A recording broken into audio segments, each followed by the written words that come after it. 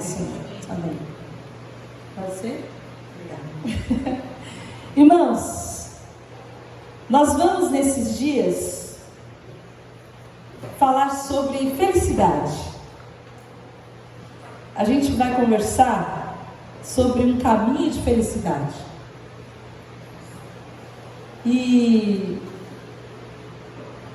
se eu perguntar para você se você é feliz, talvez num ambiente como esse, depois de comer uma feijoada, um peixinho frito, né?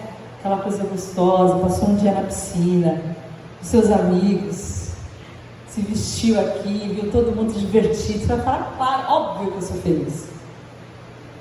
Porque nós temos uma circunstância absolutamente propícia para que a gente diga, numa noite como essa, de sábado, de retiro, que a gente é feliz. Mas não é sobre essas circunstâncias, sobre um momento pontual como esse, que Jesus está conversando ali, nesse Sermão do Monte. E muito pelo contrário, quando nós nos encontramos nesse texto, nós vamos lê-lo já, nós vamos encontrar uma palavra que encontra a felicidade em expressões absolutamente ambíguas, contraditórias. Como pode alguém que chora ser feliz? Como alguém que é perseguido pode ser feliz? Como alguém que é manso pode ser feliz? Como um humilde é feliz? E a gente vai caminhando por essa estrada da felicidade que é proposta por Jesus, que vai contra a cultura, vai contra tudo aquilo que nós estamos acostumados a ouvir dos coaches, a ler nos livros de autoajuda, tudo aquilo que a gente ouviu dos nossos amigos nas esquinas e nas conversas dos corredores das escolas, sobre ser macho, sobre ser valente, sobre ser feliz, porque o que Jesus nos ensina aqui é sobre um caminho de felicidade segundo os padrões de Deus, sobre os padrões do Evangelho. E quando nós encontramos esses primeiros textos do Sermão do Monte, diante de todas as coisas maravilhosas que Deus vai falar no Sermão do Monte, a primeira coisa que Ele fala para aqueles ouvintes é como que você pode encontrar a felicidade, porque na verdade essa é a maior busca do homem, essa é a maior busca de todo o homem. Como eu posso fazer para ser feliz? Eu quero ser feliz. Onde eu posso encontrar a felicidade? E quando nós encontramos esses termos que são oito caminhos, 8 pontos, 8 modos, 8 estradas para encontrar a felicidade, nós vamos ler os versículos de Mateus 5, dos versículos 1 a 12. Eu convido você a ler comigo. Ao ver as multidões, Jesus subiu ao monte e sentou-se. Os seus discípulos aproximaram-se dele e ele começou a ensiná-los, dizendo: bem-aventurados, que quer dizer mais que feliz, os pobres em espírito, pois deles é o reino dos céus. Bem-aventurados os que choram, pois serão consolados. Bem-aventurados os humildes, pois receberão a terra por herança. Bem-aventurados os que têm fome e sede de justiça, pois serão satisfeitos. Bem-aventurados os misericordiosos, pois obterão misericórdia. Bem-aventurados os puros de coração, pois verão a Deus. Bem-aventurados os pacificadores, pois serão chamados filhos de Deus. Bem-aventurados perseguidos por causa da justiça, pois deles é o reino dos céus. Bem-aventurados serão quando por minha causa os insultarem, os perseguirem e mentindo disserem todo tipo de mal contra vocês. Uma vez fizeram um tipo de enquete, uma pergunta sobre o que seria necessário para fazer uma pessoa feliz. Se eu fizesse uma pergunta para você assim: o que é fazer você feliz hoje? E você fosse sincero, não fosse politicamente correto, se fosse sincero, talvez você respondesse como aquelas pessoas que responderam: uma vida cheia de amigos, uma vida social muito bem-sucedida, um bom emprego. Para ser feliz eu quero estar apaixonado, eu quero ter um reconhecimento do meu árduo trabalho, eu quero ter sucesso, eu quero ter sexo, eu quero ter um crescimento pessoal, eu quero ter uma boa situação financeira, eu quero ter uma casa própria, eu quero ser atraente, eu quero ter um bom tempo de lazer, eu quero ser pai, eu quero ser mãe, eu quero ter um bom casamento, eu quero ser feliz, eu quero que a pessoa que eu ame seja feliz, eu quero que meus filhos sejam felizes, eu quero ter paz. E as situações que as pessoas responderam, na maioria das vezes, quando perguntaram o que você quer, o que é preciso, o que é necessário para ser feliz, na maioria das vezes as pessoas responderam sobre coisas externas. Na maioria das vezes as pessoas responderam que para ser feliz, elas iam precisar de algo material. A felicidade seria encontrada quando elas pudessem obter, angariar, conquistar, ou ter de outras pessoas algo que elas pudessem conquistar. E essa seria uma situação, uma circunstância perfeita, uma circunstância correta. Quando eu conquistar isso, então eu vou ser feliz. É como aquela criança que se torna um adolescente, o sonho dele é sair da escola. E quando ele sair da escola, e ele fala, é o meu último dia, quem já acabou o terceiro ano, terceiro médio, é o melhor dia, você fala, formei, terceiro médio. Aí o sonho do terceiro médio qual é? Faculdade. E da faculdade qual é? Trabalhar, gente. Pensa no jovem, que o sonho dele é ter um bom emprego. E depois o sonho do jovem é ter um bom emprego. Mal sabe ele. Depois o sonho dele quer ter um bom emprego, pensa. É casar. Pensa que o sonho da pessoa um dia foi casar. Note isso, que um dia o seu sonho foi casar. Depois que o sonho da pessoa era casar, e olha que foi o sonho da pessoa casar um dia. Ela quer ter filho. Meu sonho é ter filho. Vai ver o sonho da pessoa qual é. Eu vou dar uns 10 para você acordar.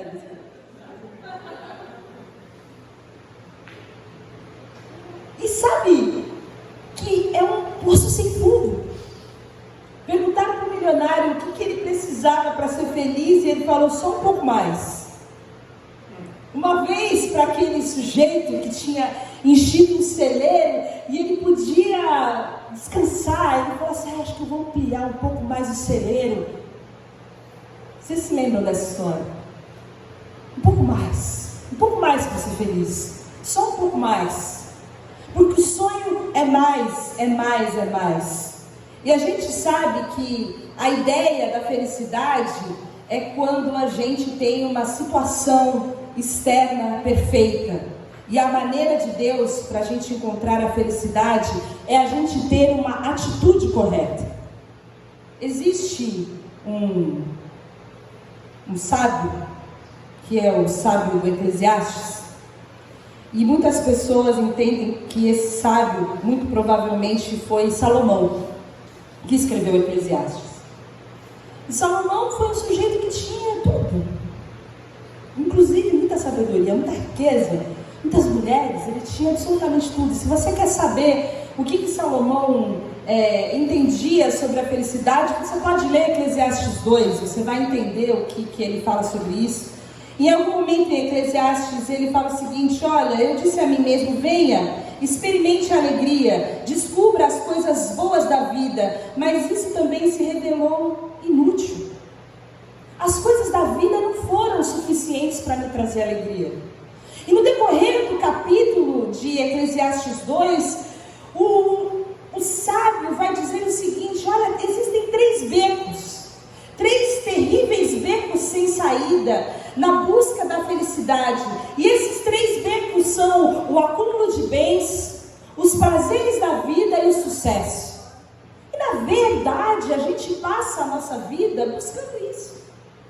Acumular bens, os prazeres que podem ser vários, os prazeres do corpo, as aventuras, as viagens, os prazeres da vida gastronômica. E também as coisas que, de alguma maneira, vão trazer um reconhecimento para a gente. O sucesso. o sucesso em vários âmbitos da nossa vida. E o Eclesiastes, o escritor de Eclesiastes, fala: isso daí é tudo inútil, isso é tudo vaidade. Isso tudo são situações externas que não vão levar você para lugar nenhum. E se você em algum momento olhou para a sua vida e você considerou que você é feliz, provavelmente você colocou algum desses padrões, algum desses pilares para sustentar a sua felicidade. Imagine a sua vida sem os bens. Imagine você absolutamente sem bens.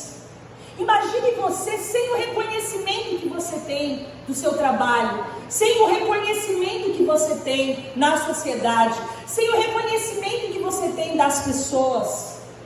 Imagine você na sua vida vivendo sem os mínimos prazeres que um dia te trazem um mínimo de felicidade. Você vai ver que até o que a gente conhece de conceito de felicidade, de alguma maneira a gente encontra nesse beco da vida. É vaidade, é tudo inútil. É um conceito vão de felicidade que Jesus está ensinando para nós, que não vai nos levar à verdadeira felicidade que Jesus tem para nós, e é o que ele traz para a gente aqui, nesse conceito do Sermão do Monte. E uma das primeiras coisas que ele traz para nós como felicidade é entendermos que para ser feliz, a felicidade é uma escolha. A felicidade é algo que não está numa situação perfeita. Nós não vamos ser felizes apenas quando tudo na nossa vida estiver perfeito, até porque a gente não tem controle sobre essas coisas. Mas a situação, ela não pode ser controlada, a atitude do nosso coração pode ser controlada. Nós entendemos que a felicidade não está nas circunstâncias corretas, mas nas atitudes corretas. A sua felicidade não é determinada por aquilo que acontece ao seu redor, mas a felicidade é uma escolha. E a primeira coisa que Jesus fala para nós é: bem-aventurados os pobres em espírito, porque deles é o reino dos céus. E pode ser que você tenha xingado alguém e falado: você é um pobre de espírito. Você já xingou alguém de pobre de espírito? Porque você achou que era coisa ruim ser um pobre de espírito. Aliás, pobre é uma coisa ruim. Ninguém quer ser pobre. Nem de espírito. Você já fala: que eu não quero nem de espírito, eu quero ser pobre, Senhor. Me faz um rico de espírito. E a gente precisa entender o que é esse conceito que Jesus está querendo dizer para nós desejarmos sermos pobres de espírito. E o que esse versículo diz sobre ser pobre de espírito? O que Jesus diz sobre ser pobre de espírito não é sobre nós termos uma baixa estima, sobre a gente ser tipo um lixo de gente, ser um tipo de gente que se acha para baixo, está sempre derrotado. Ele não morreu como um tipo de gente que se sente sem valor, sem significado. O que Jesus fala sobre nós sermos pobres de espírito é nós entendermos que nós somos dependentes de Deus. Ser pobre de espírito é ser uma pessoa que reconhece que é necessitado, que não tem nada, que tem as mãos vazias. É chegar diante de Deus e falar assim: eu nada sou sem ti. Eu não tenho absolutamente, eu sou absolutamente incapaz de viver uma vida espiritual, frutífera, de me dar bem espiritualmente, de viver uma vida te agradando, sem que o Senhor me capacite. Ser humilde é admitir que eu não tenho nada em mim mesmo, admitir que eu não sei nada, que eu não sou o centro do universo e que eu não sou perfeita, que eu erro, que eu piso na bola, que eu sou pobre de espírito, que eu sou débil, que eu sou frágil. Ser pobre de espírito é ser dependente, fraco, débil, humilde, é ser sem arrogância, é ser sem soberba, é não me achar, é não me entender como alguém que tem alguma coisa boa em mim mesmo para oferecer. É saber que tudo que eu tenho e tudo que eu sou é pela graça de Deus.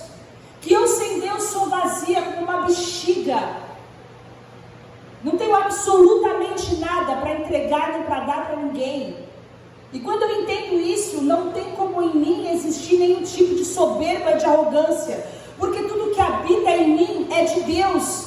Então eu não tenho como me gloriar, porque não existe nada absolutamente em mim para que eu me glorie. Porque tudo de bom que tem em mim vem de Deus. Quando eu entendo isso, eu entendo que eu sou pobre de espírito. Eu sou vazia. Eu sou como um vaso barato. Que o único valor que existe em mim é a grandeza de Deus que em mim é depositada. E o nome disso é humildade. O nome disso é humildade. E o oposto dessa pobreza de espírito é a arrogância. E aí você me pergunta assim, como que então a humildade pode aumentar a nossa felicidade? Você vai ser feliz se você reconhecer que ninguém tem em si mesmo o que é necessário para agradar a Deus. Ninguém tem em si mesmo o que é necessário para agradar a Deus. E a humildade vai ajudar você no relacionamento, em primeiro lugar, com você mesmo. Em segundo lugar, vai ajudar o relacionamento de você com as outras pessoas. Em terceiro lugar, vai ajudar o relacionamento de você com Deus. Como? Em primeiro lugar, vai ajudar o seu relacionamento de você com você mesmo. Porque você já reparou quanto você se cobra? Você já reparou o quanto que você precisa mostrar que você é bom? E quanto você precisa agradar as pessoas, porque na verdade o que você quer agradar você mesmo quando você agrada as pessoas? Você já reparou quanto que você precisa do reconhecimento das pessoas?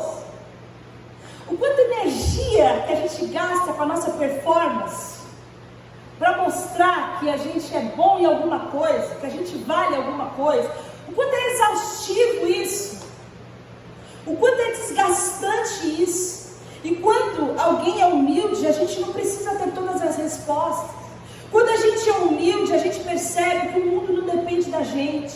Quando a gente é humilde, a gente não precisa resolver todos os problemas. A gente não precisa fingir que a gente é perfeito. Quando a gente é humilde, a gente sabe que Deus não vai exigir a perfeição para que a gente seja feliz. A gente não precisa se autoafirmar.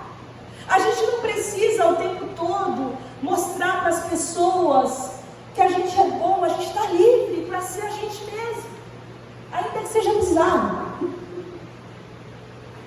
A gente está livre para ser quem a gente é. E a gente está livre para colocar uma placa que a gente está em construção, em transformação. Deus está me moldando, Deus está me transformando. E isso faz com que a gente possa viver livre da tensão entre o que é ideal e o que é real.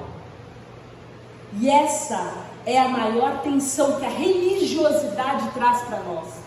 Porque a religiosidade fala, olha, o cristão tem que ser assim, tem mesmo, está na Bíblia, o cristão tem que ser. Mas o cristão ainda não é.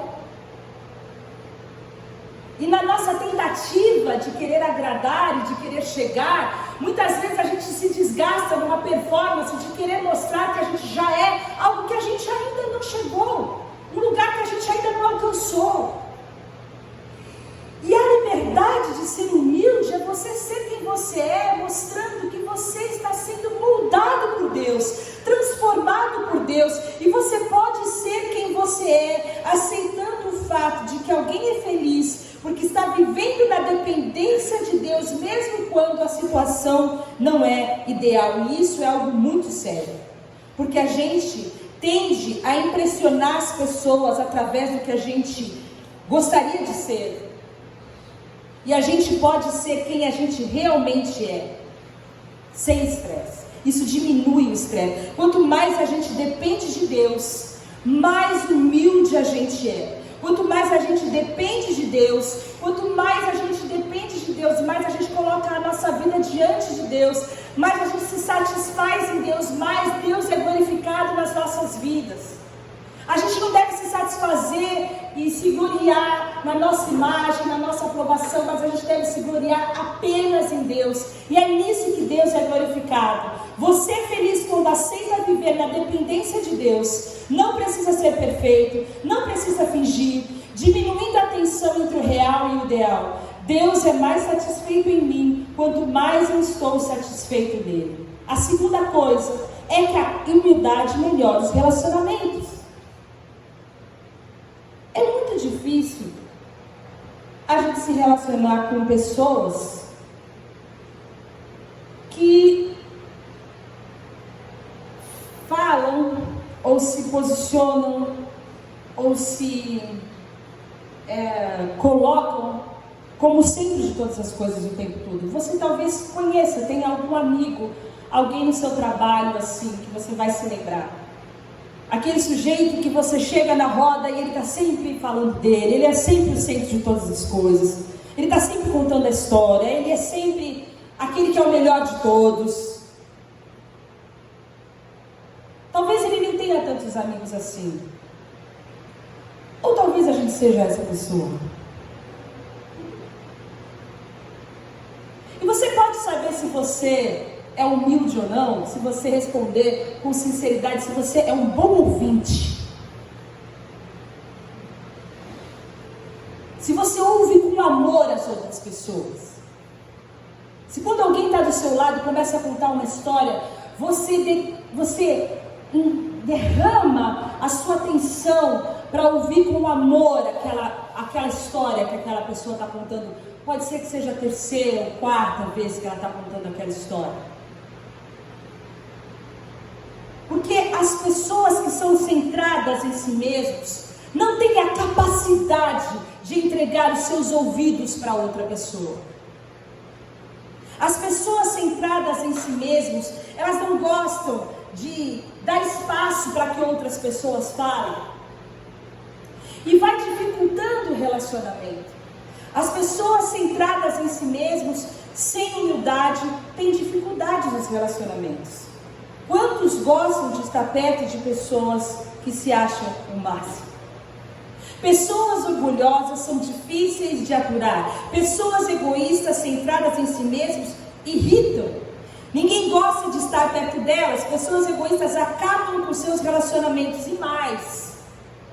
Pessoas egoístas nunca são felizes, porque elas não têm amigos. Pessoas egoístas não são felizes. Humildade não significa pensar com inferioridade a respeito de si mesmo, mas é pensar com mais carinho nas outras pessoas. Existe um versículo que eu gosto muito, e esse versículo está em Filipenses 2, que fala: nada façais por contenda ou por vanglória, mas por humildade. Cada um considere os outros superiores a si mesmo, não atente cada um para o que é seu propriamente, mas cada qual também para o que é dos outros. Paulo está ensinando que ser humilde é você sair do foco, é você cuidar da outra pessoa, é você colocar a outra pessoa em primeiro lugar. Ser humilde é você entender que você precisa cuidar do outro antes de cuidar de você mesmo. E quando você é humilde, você melhora o seu relacionamento com outras pessoas. Mas além de você, sendo humilde, ser feliz, porque você está mais feliz com você mesmo, com menos estresse. Você é feliz porque você vai ser mais amável, você vai ser mais querido, você vai ser menos egoísta, você vai ter mais possibilidades de relacionamentos sinceros com outras pessoas. Você vai ter um melhor relacionamento com Deus. E você vai ter um relacionamento com Deus mais poderoso. Porque a humildade libera o poder de Deus.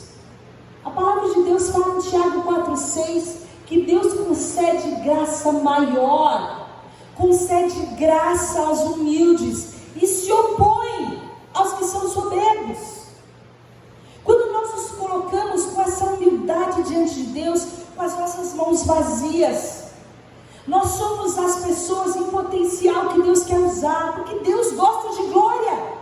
Deus quer toda a glória, Deus quer a glória exclusiva para Ele, e Deus procura adoradores, pessoas que vão dar a glória para Ele. Deus quer usar pessoas que vão dar toda a glória para Ele.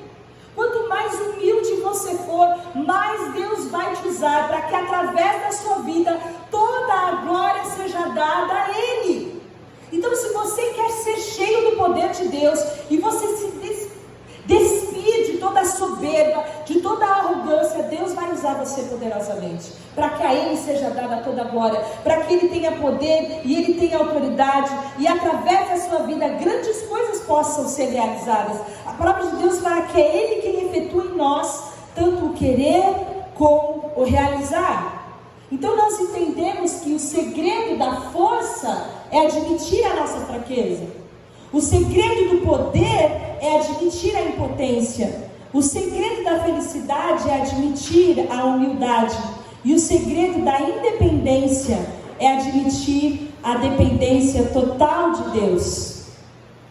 Quando nós entendemos isso, nós nos posicionamos diante de Deus. E quando nós entendemos isso, nós temos uma pergunta a fazer: qual é a minha postura diante de Deus? Qual é a minha postura diante das pessoas? Como eu tenho vivido? Eu tenho vivido uma vida humilde ou eu tenho me desgastado para buscar a aprovação das pessoas? Eu me preocupo mais em agradar a Deus ou eu vivo a minha vida preocupada em agradar as pessoas? E eu vivo uma vida desgastada procurando a aprovação das pessoas. E eu acho muito interessante que Deus, em sua eterna sabedoria, começa esse sermão falando de humildade. Porque se a gente não tem humildade, a gente não vai receber mais as 7 coisas que Deus tem para falar para nós. A gente vai sair daqui sem receber nada. Porque a gente é bom. Aliás, eu não sei nem o que a gente veio fazer, que a gente veio tomar banho de piscina e comer bem, porque a gente não precisa de nada. A gente é humilde, a gente é manso, a gente tem um coração puro, a gente está em Deus. A gente costuma brincar que a inveja é um pecado que ninguém assume, né? Inveja, você nunca ninguém vai vir confessar, eu venho aqui, irmãos, confessar que eu sou invejoso. Mas também é difícil confessar eu sou um soberbo, não é? Pecadinho, difícil confessar. Sou soberbo, sou arrogante, me acho superior às outras pessoas, não tenho paciência com ninguém, tenho um olhar altivo, eu gosto de chegar chegando, acho que está todo mundo errado, não tenha paciência para gente imbecil.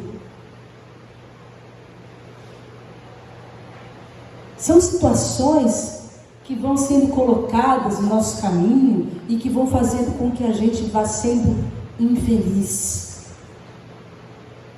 Esse é o caminho da infelicidade.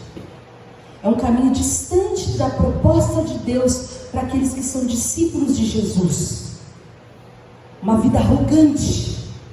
Quando você se posiciona debaixo da poderosa mão de Deus com as mãos vazias, entendendo a sua indignidade, entendendo que você é vil, que sem Deus você não é nada, que você é um vaso simples, que é o poder de Deus, a grandeza do poder de Deus que habita em nós, que nos faz dignos.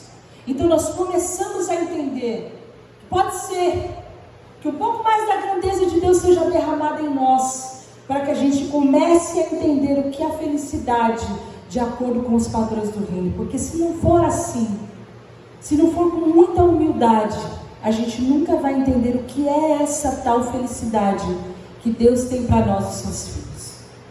Eu gostaria de orar para que Deus pudesse nos ensinar isso. Porque se tem um tipo de gente arrogante, é religioso, irmãos. Religioso acha que está certo.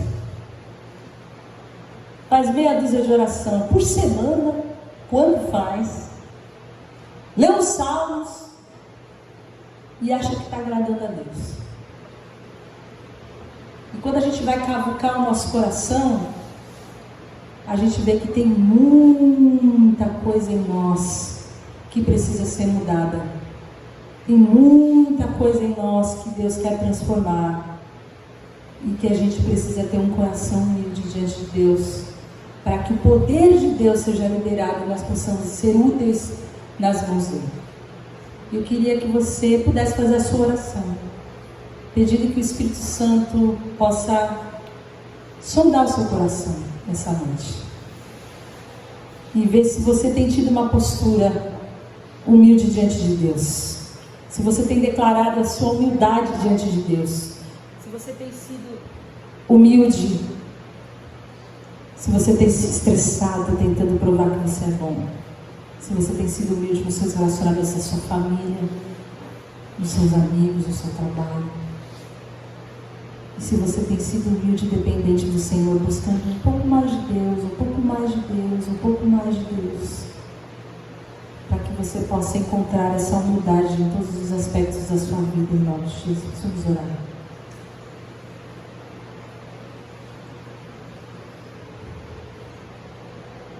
Senhor Jesus, nós buscamos a felicidade em tantas coisas. E com certeza a humildade não seria uma delas. Eu peço a Deus que Teu Espírito Santo possa ministrar aos nossos corações